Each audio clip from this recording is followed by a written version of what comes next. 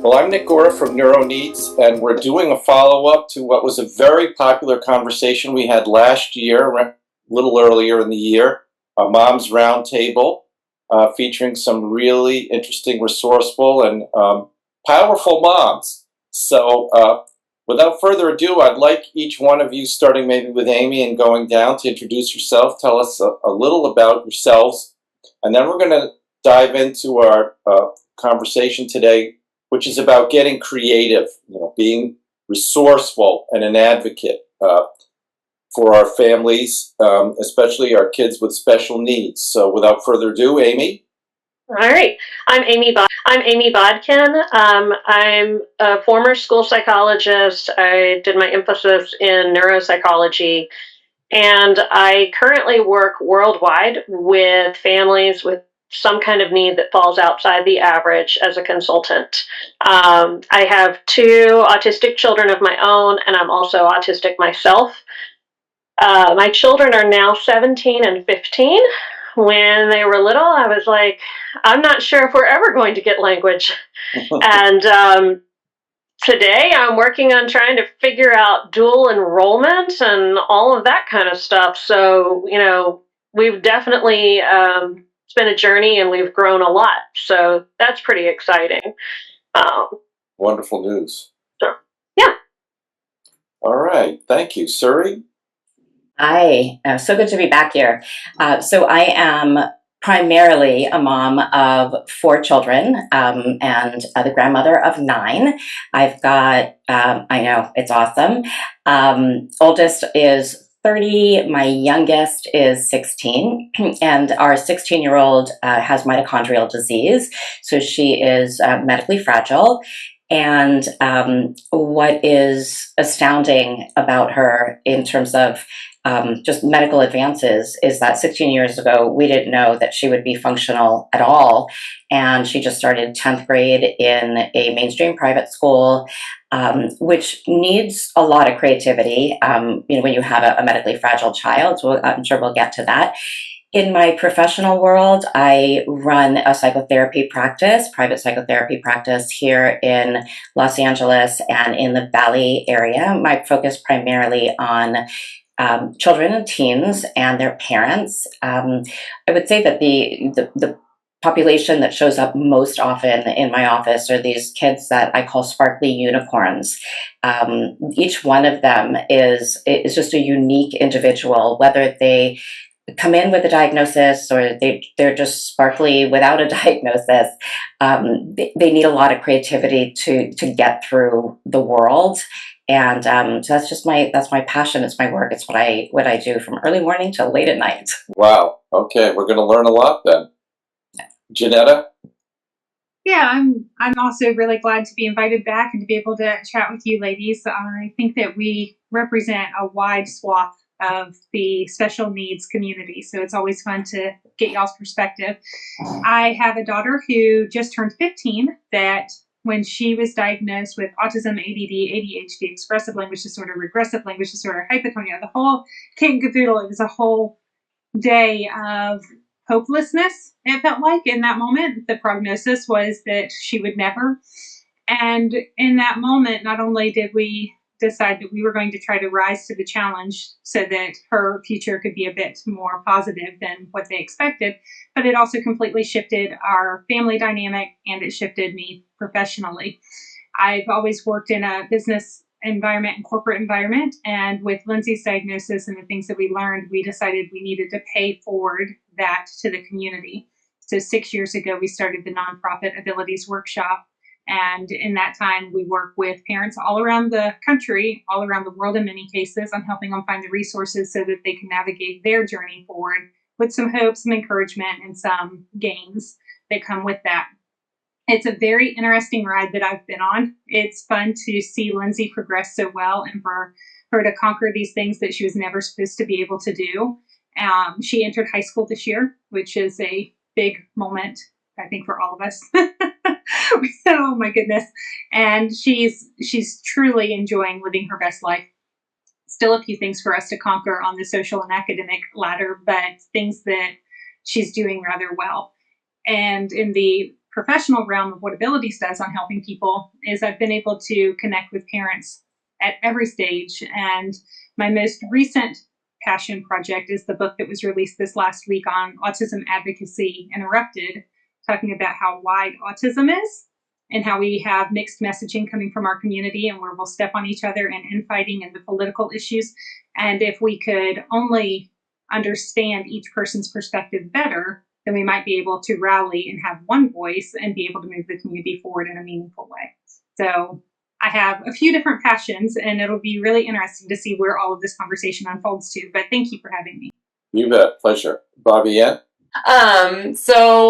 My name is Bobby Ann Elizabeth. I'm a special needs parent to Asher, who's nonverbal autistic. I am also was an educator in higher education, and I have 2 master's degrees, one in education and one in art. So I've worked with a lot of kids using art and talking about difficult subjects, but I've also become a family consultant for Region DCF3 in Connecticut for Connecting to Care, which is a collaboration with a lot of different organizations across the state. But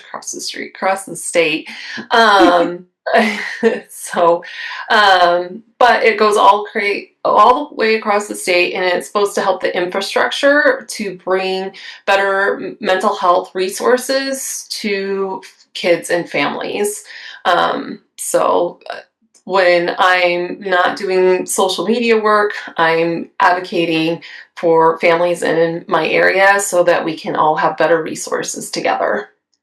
Okay, thank you all. So one of the things when I heard you all talking is some of you have been able to turn the corner and feel like you've got to a better place. Some of you have helped people get to that better place. What were the key factors that really helped you turn the corner? And when I say that, I mean, was it advocating, persistence, thinking outside the box? What was it that really you think were the key factors that people that will be listening to you talk can use to help make their lives better? All of the above. I would say all of the above. It's persistence, it's creativity, it's advocacy, it's grit, and it's holding on to hope even when things seem like every door is closed. I would say some of our most pivotal growth moments came just after every door seemed like it was closed. She doesn't qualify for this, she doesn't qualify for that, she doesn't meet the criteria for that thing, which I think a lot of parents find themselves facing when they have multiply diagnosed children. So if you have a child who's autistic, well, there may be loads of resources for an autistic child. Same for ADHD. Throw in a couple of other labels and, well, your child doesn't quite fit because they've got medical fragility, or they've got a reading disability, or they have behavioral issues or suicidality. That's where things become really, really tricky. And there isn't necessarily a script to follow.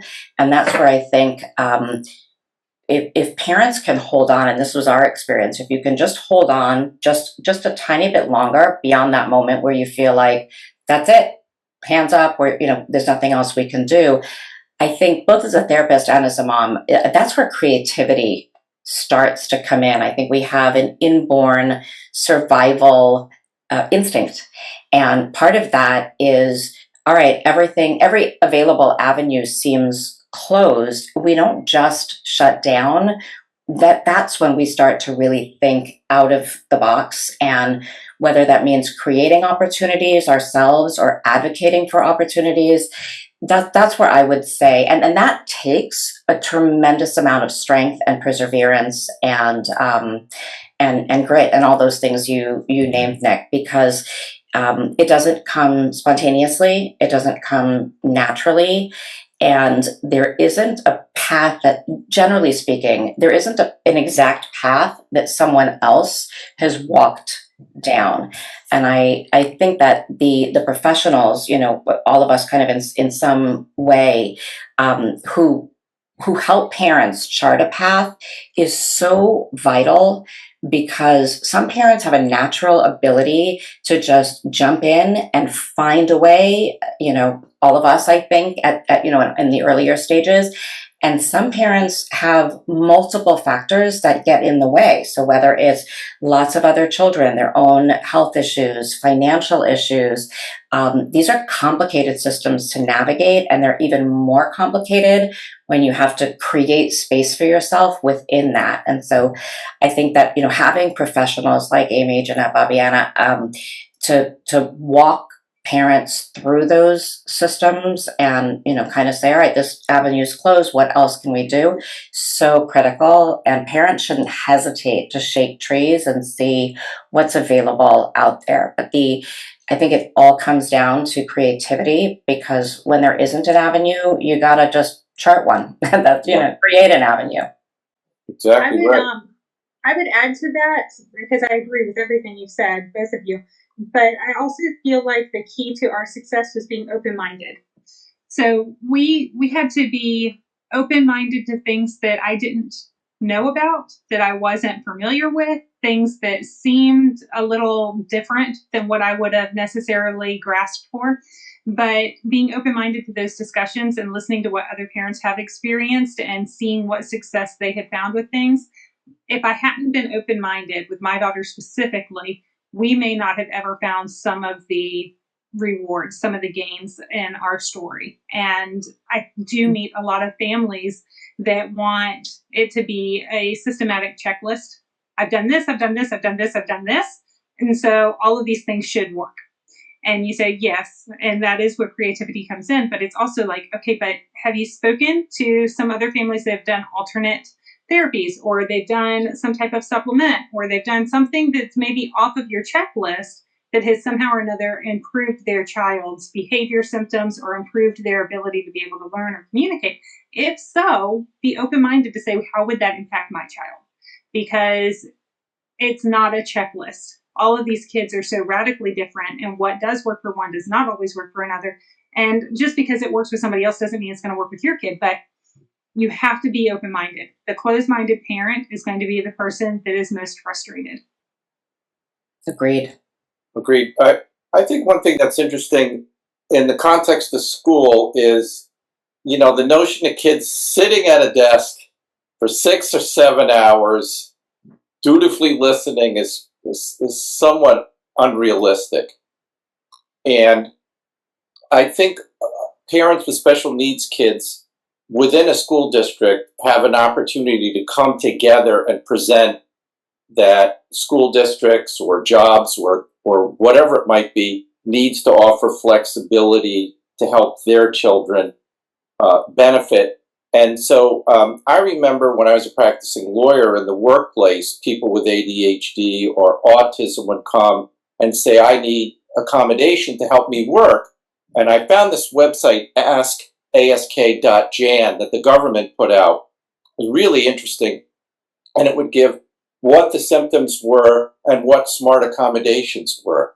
I thought this is an interesting resource for parents, because sometimes the school districts are just inadequate for taking care of it. What would you like us to do? I remember one mom said in my son's school, let my kid bake cookies. And that's what he did when he needed to leave the classroom.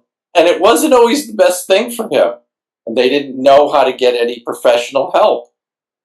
And so they had the grit that we talked about and some of the determination, but they didn't have the resources to figure out what was best for their kids. So I think forming a community within your own little nook, whether it's your school, your neighborhood, or whatever, seems to me to be an important factor, because there's power in numbers. I'm interested in your thoughts on this. Well, I'd also add that I think another aspect is, absolutely community, absolutely creativity, absolutely flexibility, but also I think this gets forgotten because we kind of assume that it's obvious, but remembering that children are people and that they are whole persons and they're not a brain, they're not a body.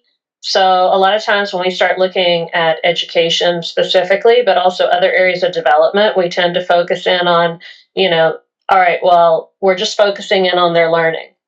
But there's a heck of a lot that goes in to making a child in a place where they're ready to learn. How do they feel inside their body? If they feel like crap inside, they're not going to learn well. If they are in fight or flight all the time, they're not going to learn well. And so I think looking at the whole child, and also the child as a part of their community as well, you have to see the whole and not just focus in on the small pieces. It's such an important piece, and Nick, just to come back to what you were saying about the advocacy and community, I do see that those are extremely important, and I'm a social worker. Social work value. We're all about advocacy.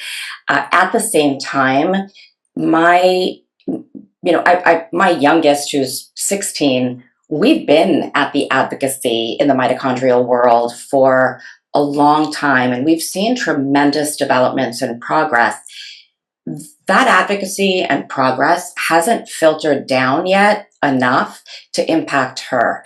And so while as parents and certainly as social workers, professionals, I see myself as having an obligation to advocate at school level, at the local government level, and so on and so forth. I separate those two things, meaning there's advocacy and benefiting a community of people, and then there's not getting lost in the worlds of advocacy and politics, because my child has to go to school tomorrow. Mm-hmm. And the bottom line is their teacher doesn't know what to do. And I'm not my child, but let's say, a family that, has a 6-year-old who's rolling around on the floor of their kindergarten classroom. That's an immediate issue that cannot be solved. And so, kind of piggybacking on what Jeanetta was saying, which I thought was really brilliant, that open-mindedness. What I see is the flip side of that, where parents really get stuck in how it should be. And they're usually right. It should be different. We can debate. I started as an educator. We could debate about the 6 hours in a desk and how that came to be and whether it should be or shouldn't be. I can engage in conversation about that for days on end. And I have to accept reality, which is that is the school system. And if, as a parent, my goal is for my child to be able to function in some sort of mainstream environment, let's say post-college, and every parent has to kind of look at who their child is and what do they want to prepare them for. Am I preparing my child for Yale with accommodations, or am I preparing my child for a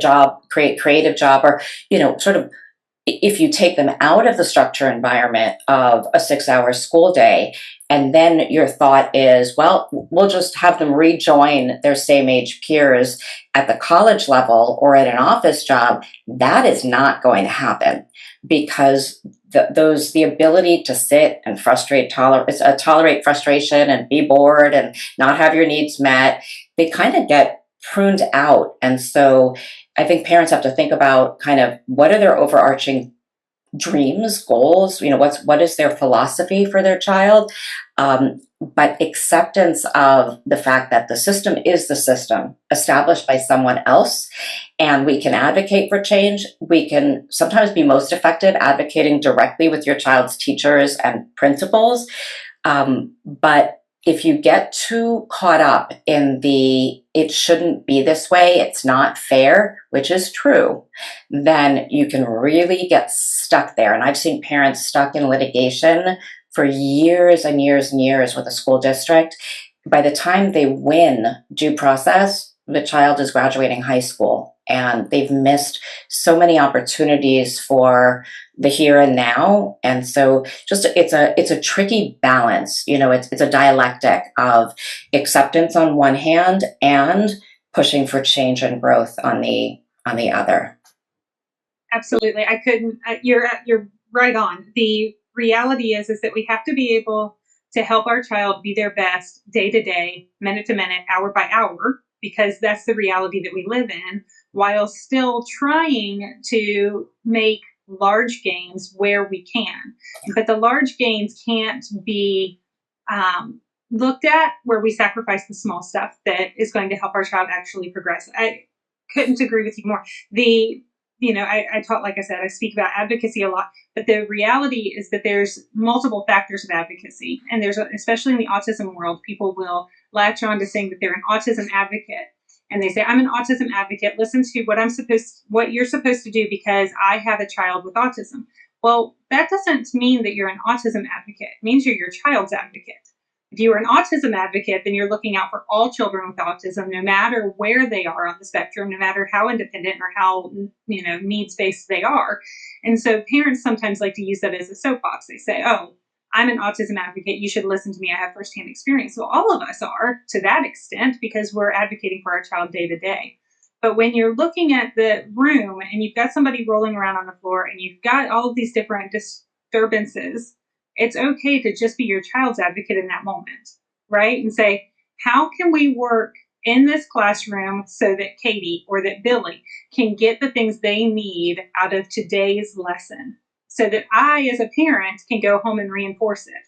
Because if we leave it all at the feet of the therapist or all at the feet of the teacher and we think, well, we've taken them to school, they should be better now, then we're not doing our part as our child's champion, right? We want our child to progress. We have to work with that teacher. We have to work with the therapist. We have to understand the principles they're trying to engage with and then duplicate it to our best extent at home. But fight for your child to be able to have that good opportunity. But I use the word fight loosely because I think that you get a whole lot better results. You get honey, or I'm sorry, what is it? You capture more flies with honey than vinegar, right? Or bees, I guess. The reality is that be kind to these people that are working with your kid. You don't have to go in there and want to beat them up. They're there with a good heart and with a good disposition on trying to help your child succeed. And so go in with creative ideas and say, okay, if Billy's going to be rolling around on the floor over here and that's going to be a distraction, can we maybe implement this over here? Because you can't control that other child. You can't say that they're not worthy of being in the classroom or that their behaviors are better or worse than your child's. You have to just accept that they're there. So how do you make your child's learning experience better? And there's so much that people want to just wipe clean and say, okay, well, in a perfect setting, this would be the learning environment. And even with that, I would say that that's not true. There is no such thing as a perfect learning environment for special needs students because every one of those students are going to need something to be different.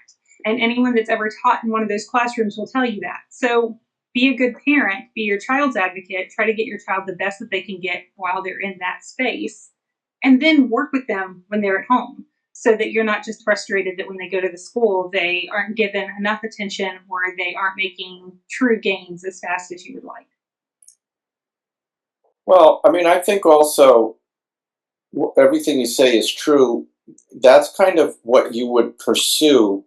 But if it doesn't work, in the school system you're in, and some school systems don't have the resources for whatever reason, then being open might mean homeschooling. Mm-hmm. Being open might mean, I know in Connecticut there's one area, there's a community homeschooling. So it's a group of 15, 16 parents that have their kids participate in a homeschooling activity through a group.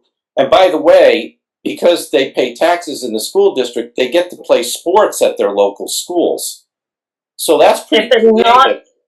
If they're not allowing you to do that, then because some school districts will try to say that homeschoolers aren't private school students, and so therefore the fact that they pay taxes doesn't matter and that they should not be allowed to play sports.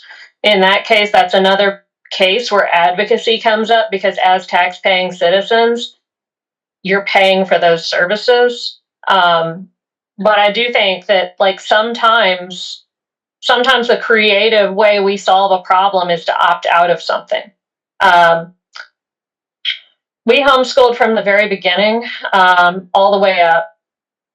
I was a school psychologist. I've sat on the other side of the table in all the IEP meetings. I knew exactly what the opportunities were going to be for my kids in school.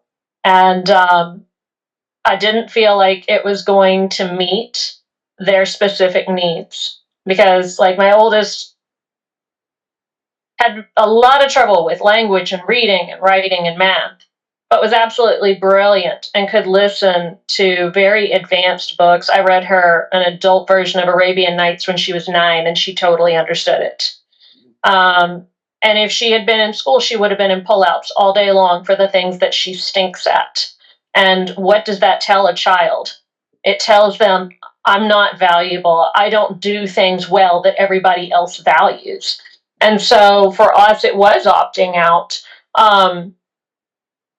One of the biggest misconceptions about homeschooling that I come across, and I get this question a lot, is people always ask, what about social skills? Which obviously becomes a really big question whenever you're talking about autism, specifically because we have a tendency to score lower on social skills as far as development goes.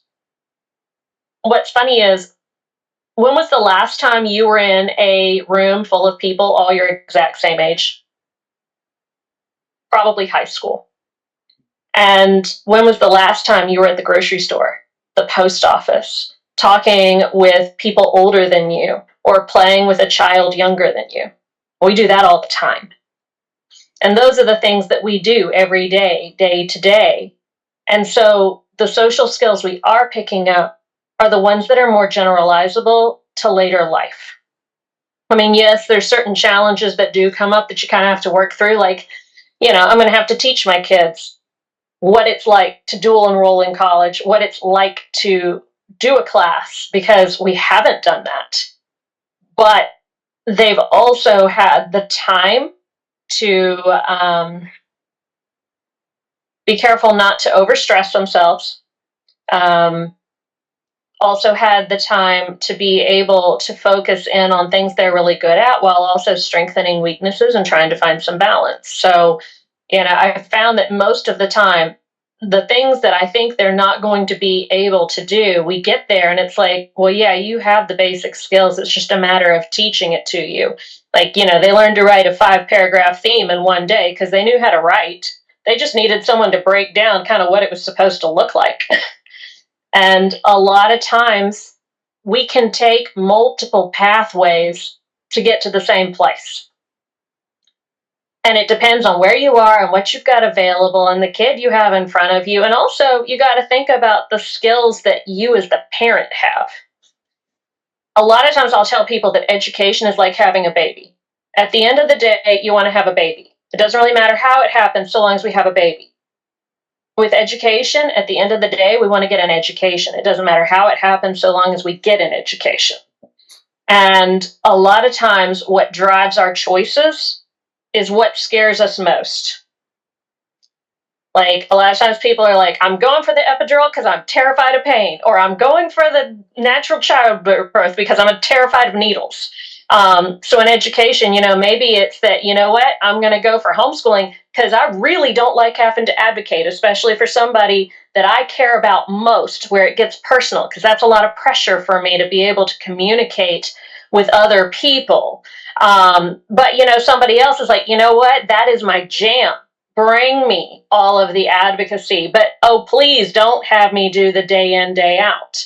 And that's not necessarily bad, because you need all of those skills, but no one person has them all. We all have our strengths and weaknesses. So play into the strengths that you have. If you've got, maybe you've got more financial resources. Maybe you've got more creative ideas that can compensate for lack of resources in your area. There's so many different strengths that we have. And when we honor who we are as parents, and then bring that with us, because, I feel like each child has the parent they have in a way for a reason. Like, you're meant to be the parent that you have the capability of being, and you can't pretend to be somebody you're not. So. Well, when I'm listening to you, one thing that comes to mind, it's very strange, but it's this professor, business school professor, and it's Professor Cotter, and he said it's called Cotter's 8 Steps. It's a business concept, but I think it's relevant here. And it says if you want to exact change, it has to be not a dramatic shift, but in 8 transitional steps. And I'm thinking about this in terms of special needs kids. It's really unreasonable, whether it's the parent or the school or the sports team or the other teammates, to expect people to simply change. We say this for married couples all the time. I am what I am, as Popeye used to say. The leopard isn't going to change the spots. But I think that's where the creativity and the grit comes along. Okay, I don't expect my kid to sit in a classroom for 6 hours. So, hey, school district, we had this thing called COVID, and my kid loved remote learning. So can they show up for sports and remote learn till we figure out how they can really sit in a classroom? Right? Absolutely. That's the kind of creative thinking, I think, that's really hard for parents because they want to conform. They don't want their kid to be different. They don't want to be perceived as different. And I think what you say, Amy, for me, says, well, they aren't. They just do it differently. Yeah, and honestly, you turns out we're not all the same. Like, you can think that you can be like everybody else, but the reality is that we're not. And when we free ourselves to be ourselves, I feel like that's where the magic happens, both for us personally, but also for us as parents. I mean, that's what you said, Jeanetta, to be open. Suri, you said you have to look at all the possibilities in you. Maybe that's the big takeaway here is okay, I want to exact change. I can't just do it dramatically, so I have to be totally open to making it happen and mapping out those steps. Well, and I think too, there's such an emphasis on how you get help. Like, that's something like connecting to care really works on, because it's a collaboration between DCF, CHDI, Favor, Department of Social Services. It's funded federally. But what we try to emphasize and advocate for is there's no wrong way to open the door to care. It doesn't matter how you get there. It doesn't matter if you've gone to Favor, if you went through school, if you went through your doctor. It's all the same system, but I think we get so stuck in, oh, I have to go here. My doctor should know. Oh, well, what if they don't know, right? Like, what if you do have a medically sensitive child and they don't have enough experience with that medical sensitivity? Then you have to find the door for care for somewhere else. But it's out there. And what Connecting to Care does, it has a website. And I bring this up because most of you ladies are in California. But this type of grant work is actually throughout the United States. And schools are supposed to be getting training on how to better, what our school coaches like to say is, we want to help schools. You say your plate is overfilled. What we want to do is just heal up those cracks so you have a better capacity. And it should be open to everyone, and it is. We have a whole website, and there's a tool on there, I'll put it in the description, it's called the AIM tool, that you go wherever, put in your zip code, and you can find care points for whatever you need. So not only being creative in, oh, there's nothing there. Well, there is something there. Here's this tool. Oh, my school doesn't have that. Well, ask your schools to have that, because what we have is a problem of getting schools to sign on, even though they get paid in free training to partake. There are all these other people and government resources and organizations that are trying to help, and helping in any way that they can. It's just sometimes getting the message out there to where people are. And that's difficult. If you're a nonprofit, you can't just go buy a commercial anymore. That's not a realistic expectation for anybody. So looking at things differently, and that's why Nick and I are so devoted to having these conversations is so people don't give up hope and look for other resources, because there's a wealth of information in this virtual room, so to speak, and people that do want to help. So I think maybe it's the artistic in me, but there's a lot of hope in this room too, and a lot of strength. And that it is out there. You just have to find your group and your community. But we're here and we're trying. Fabienne, I think you brought up so many important points. At the same time, I want to say, in my role, I'm kind of walking parents through this process from diagnosis to what next, right? And the day-to-day, and I think Jeanetta kind of touched on this, it's so nitty-gritty and it's so practical. Like I was just called to pick up my child from school because they're not behaving. There's sometimes the day-to-day is so consuming or neglected that it's hard for parents to step back and say, let me find a program. And the gap between a program existing and a school training in it, adopting it, funding it, all of that is so much wider than it should be. And not always for reasons that make sense. So, for example, in the state of California, a child who's not enrolled in a public school is not allowed to join a public school PE or sports after school. That is the way that they choose to allocate their federal funding. So even though the funding is federal funding under ESSA or whatever the new education law is that's coming, the way that states allocate that is state driven. And Los Angeles Unified School District, for example, keeps very tight control of those federal funds. So it's not that they're preventing access to after-school sports.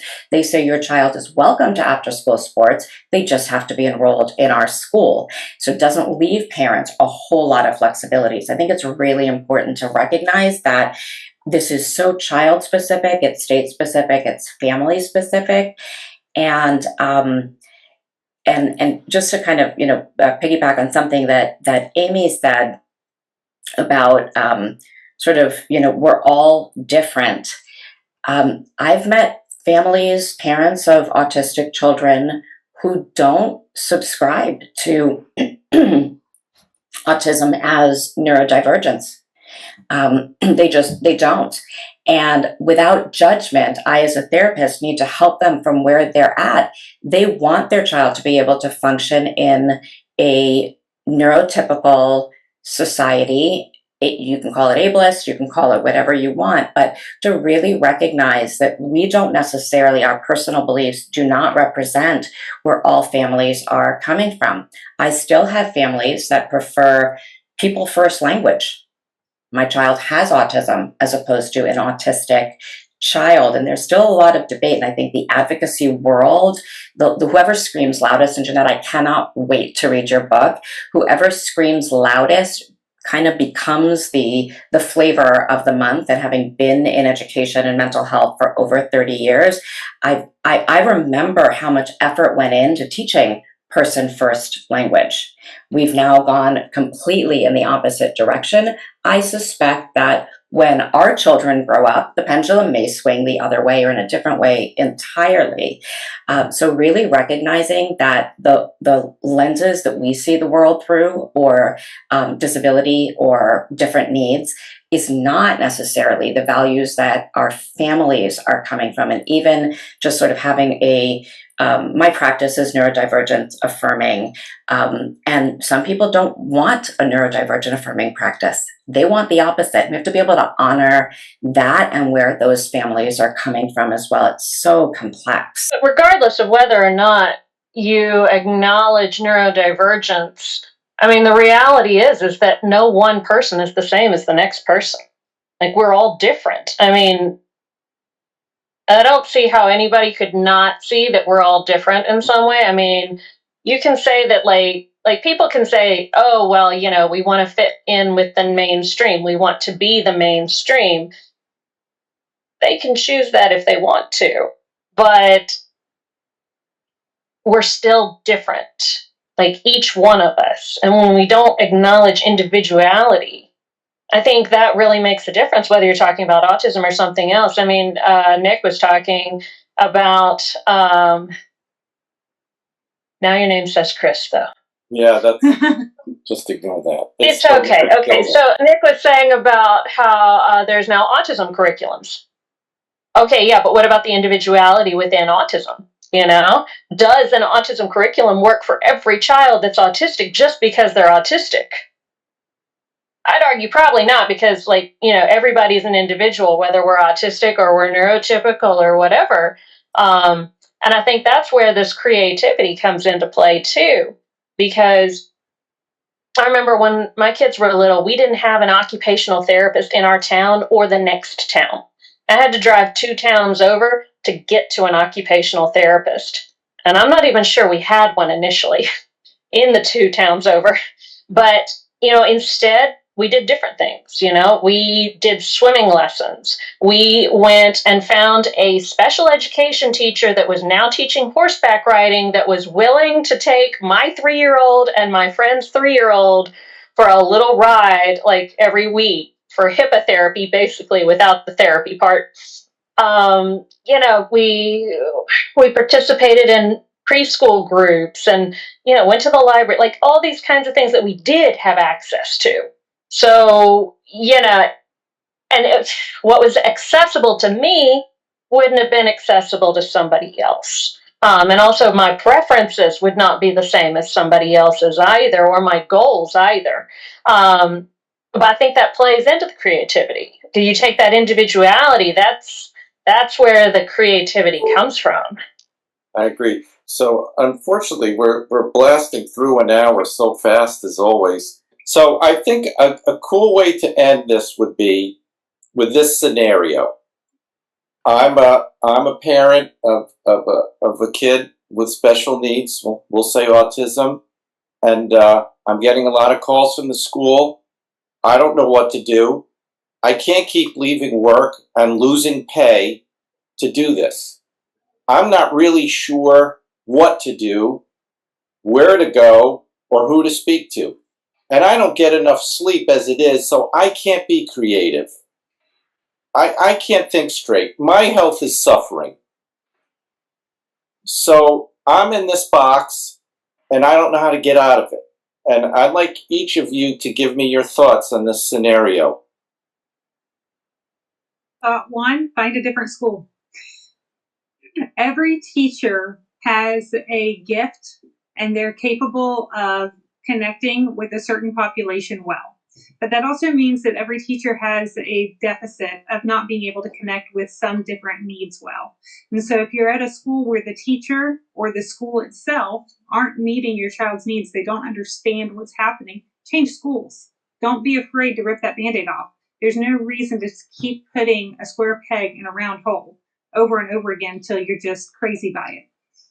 Finding the right teacher is everything, because when you do find the right teacher, the one that has patience, the one that's creative on coming up with solutions, the one that is willing to think outside of the box on getting those academic goals and those social goals checked off, when you get to that arrival, then you found something special. You know, Amy, you had mentioned how you were able to homeschool your kids, and I know that there are strengths, and you also said that not anybody is capable of everything. I like to think I can do anything, but COVID taught me that I am not Lindsay's teacher. Like, I am not her teacher. I was very fortunate that my husband had better patience, and he could sit and do things with her for hours on end, because I was ready to just, you know, let's get this done, let's crack through it. And I realized very quickly that that wasn't me. And so find the right teacher. It can be you as the parent if you're able to be, you know, to structure your family life properly to do so, but it can be another teacher too. Keep searching for the right environment, and those stresses go away. You start finding, I mean, I found the right teacher for Lindsay once when she was 3. I had some really horrible stories that I could share, but I won't. But when she did find the right teacher, that teacher sent home notes every day telling me something that she did well. And I keep a picture here at my desk, and it's of Lindsay. It's a black and white picture. It's nothing special. She's 3 years old. She's got pigtails going in each direction. She looks like a hot, sweaty mess. And she's holding up a book that's upside down, right? And so this teacher snapped a picture of her, and on the back of it, she wrote, "Look who's learning to read." That's the type of teacher that you need. You need a teacher that's able to look past the fact that the book's upside down and that she's engaged with just wanting to look at the pages, right? Like, hey, at that stage of our life, it was good that Lindsay wasn't ripping the pages out of the book. So she's sitting there and she's flipping through them, and it doesn't matter that it's upside down, but that's the teacher she needed. And so that's my answer to you. If you're frustrated, change schools first, and then the other pieces of it will start to come into place on how you can get some respite and sleep. Bobby Ann? Yeah, and I would add in to find not only the right school, but the right community support, right? Like we have an organization here called Favor. It's part of Connecting to Care. They have peer support specialists, and they support you as a family how you need supported. Is it with the school? Is it finding mental health? Is it finding something else? They have family systems. That's just like one of the partners, right? But I know half of the state parents that I talk to over here, because it's a little more rural over where I live, don't know anything about that, but they're all over the state. So finding the right organizations that will listen to you and what you need, that will make it easier, especially if you're having trouble doing the advocacy part, right? I think for a lot of us here, we have a lot of advanced education and feel like we can use our voice. But a lot of time, a lot of parents don't have that background or experience, right? So we're taking that for granted. But some organizations are designed not to. And there are things that you, as a parent, that you can get, like Parent Training Leader Institute. And I know you guys have that over in California. I did that training, and it was really empowering for me, even with my advanced education, on how to advocate better for myself and my kiddos. And they worked with us being a special needs family. So I say, find the right school, what works for your kids, so you're not having that battle, but also that there are alternative community supports that might not be at your doctor's office sitting right there when you go in for an appointment. Call around 211, think outside of the box, and you can find things out there that you didn't even expect. All right. There's no wrong door. Suri, do you have any thoughts on this scenario? Yeah, this is the family. This is the parent who reaches out for a consult call with me. And you really just described that whole overwhelm. First thing I would do is take a look at their assessment as a therapist and do exactly what Jeanetta said, make a recommendation for a school change, the best school that will meet the child's needs so that they can be lit up. A child who's not behaving in school, I put that kind of in quotes, or they're acting out in school, their behavior is communication, and we really need to listen to that. And then the therapist in me wants to say, parents need to put their own oxygen mask on first. They need to make sure that they're eating well, they're sleeping well, they're exercising, they're doing something that they enjoy every single day. They have community and support, because without that, you're on empty, and you cannot be effective as a parent if you're running on empty. So I would say school first, because you want to kind of stop the downward spiral. And second step, before you do anything else, for advocacy, before anything related to your child, is parents need to check in with themselves and see what do they need to do to put that metaphorical oxygen mask on, because nothing happens with a parent that's not functioning.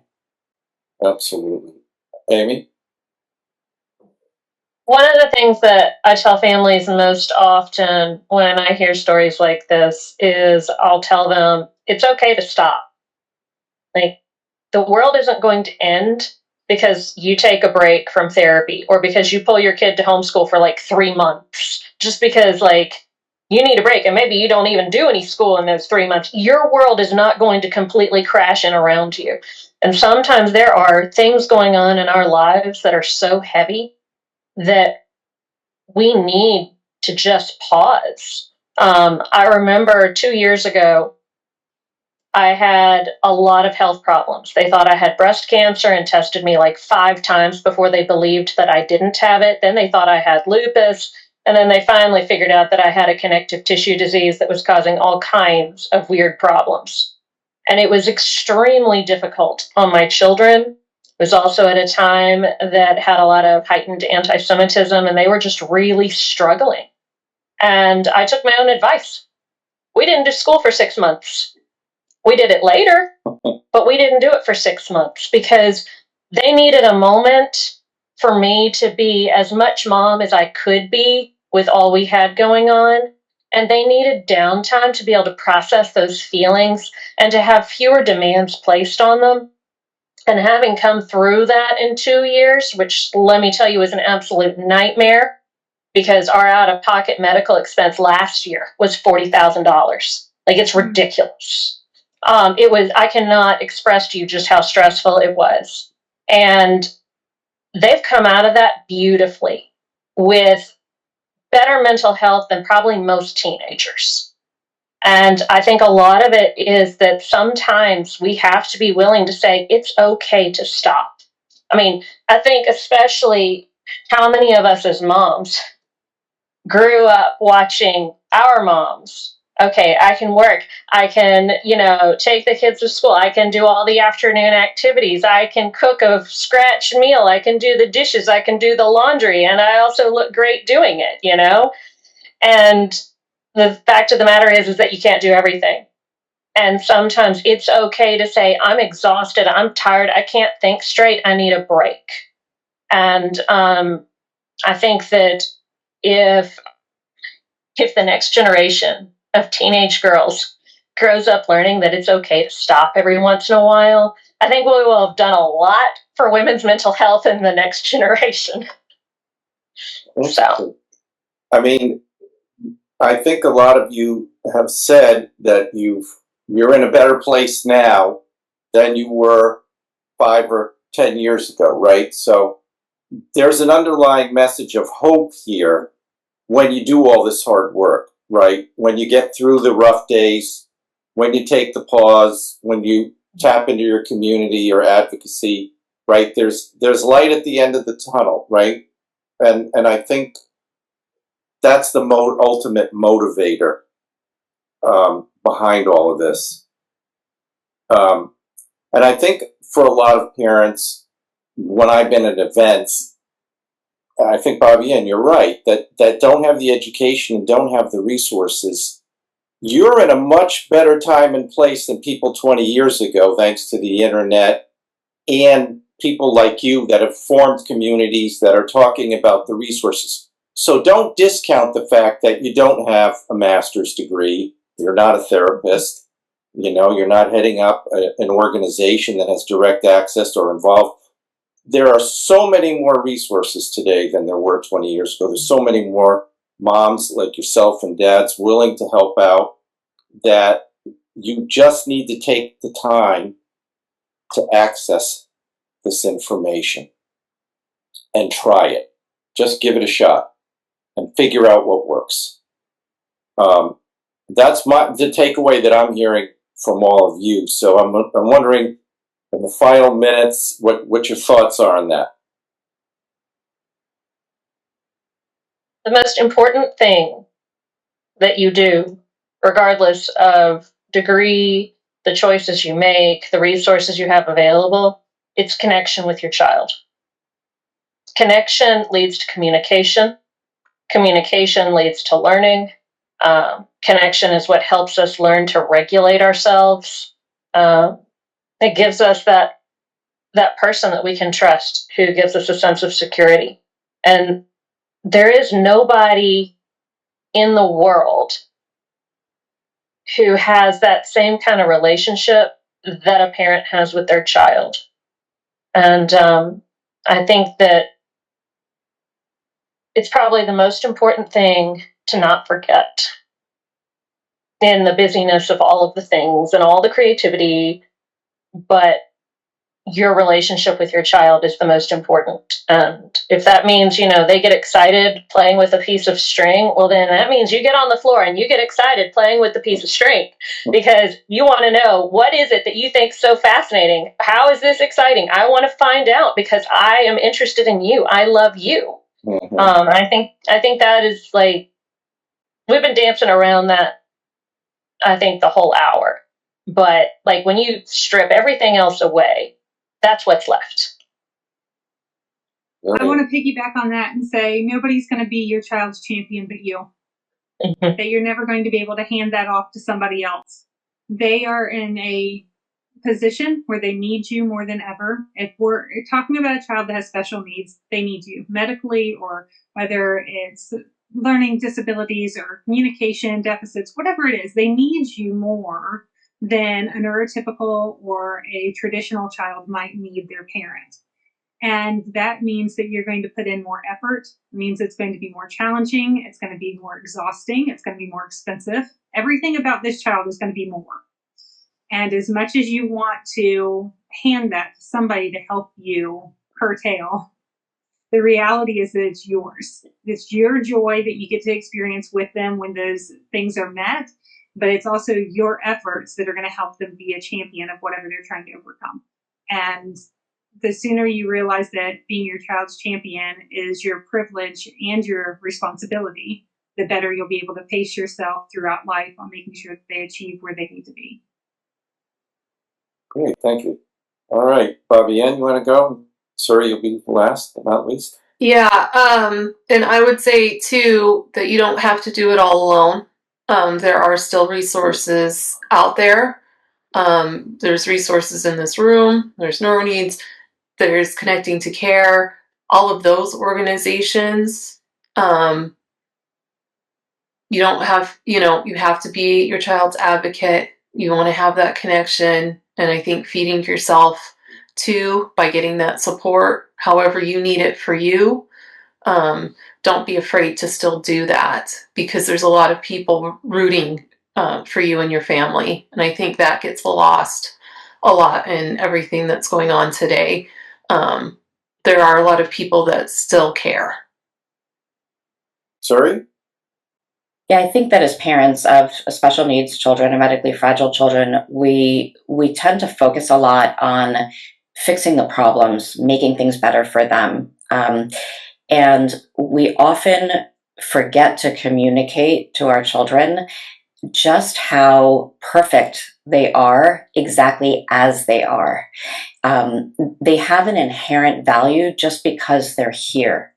And whether things stay exactly the same or whether they change, remembering to communicate unconditional love and how much we value our children unconditionally, again, independent of progress, independent of behavior, independent of all the things, conditions. We may know it here, how much we appreciate and value them. And sometimes the communication of that unconditional love and respect and treasuring our children gets kind of lost in the shuffle. So I would end with that. It's the relationship. It's all the things that everyone said. And for me, I would just say, make sure that you're expressing it in a way that your child can take it in. All right, well, we've blasted through 1 hour in what feels like 10 or 15 minutes. And I want to thank you all. It was really fascinating discussion. I think you bring very different perspectives, to be honest, but they kind of close the circle in many ways for a fully rounded view of the what I think is the best approach to being a parent, especially a parent of special needs kids. So I want to thank you all very much, and hope to see you again soon. Take care.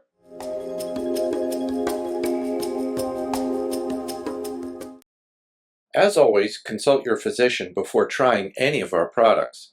For more information, visit NeuroNeeds.com. We would appreciate it if you would like, share, and subscribe. Thanks for being part of our journey.